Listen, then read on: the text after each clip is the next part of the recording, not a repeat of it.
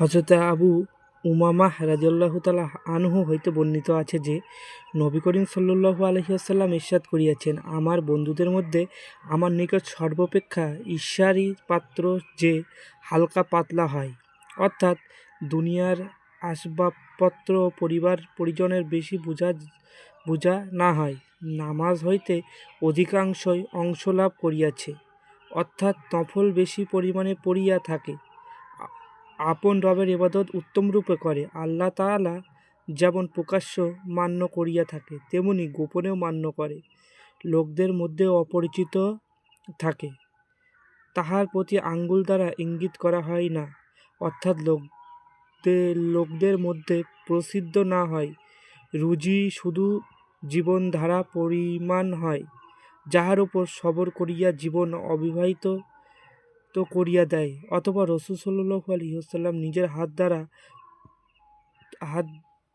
হাত দ্বারা তুড়ি বাজাইলেন, যেমন কোনো কাজ তাড়াতাড়ি হইয়া গেলে মানুষ তুড়ি বাজায়, এবং ইরশাদ করিলেন, তাড়াতাড়ি তাহার মৃত্যু আসিয়া যায়, আর তাহার জন্য না কান্নাকাটি করার মতো কোনো মহিলা থাকে না, আর তার পরিত্যক্ত সম্পত্তি বেশি থাকে।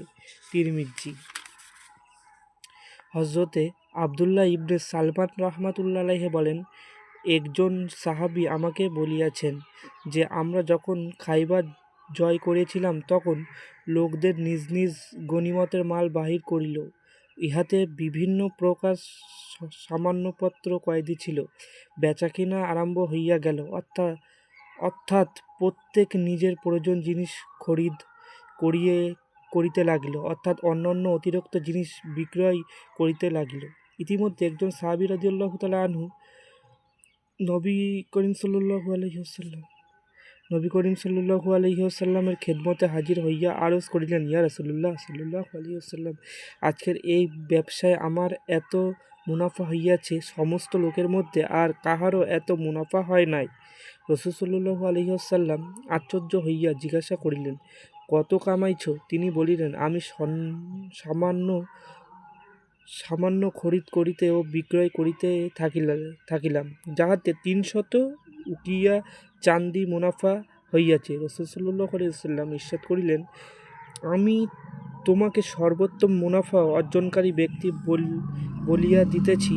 তিনি আরজ করিলেন, ইয়া রাসূলুল্লাহ, কি সেই মুনাফা? যাহাতে এক ব্যক্তি আরজ করিলেন, ইয়া রাসূলুল্লাহ, কি সেই মুনাফা যাহাতে সেই ব্যক্তি অর্জন করিয়াছে?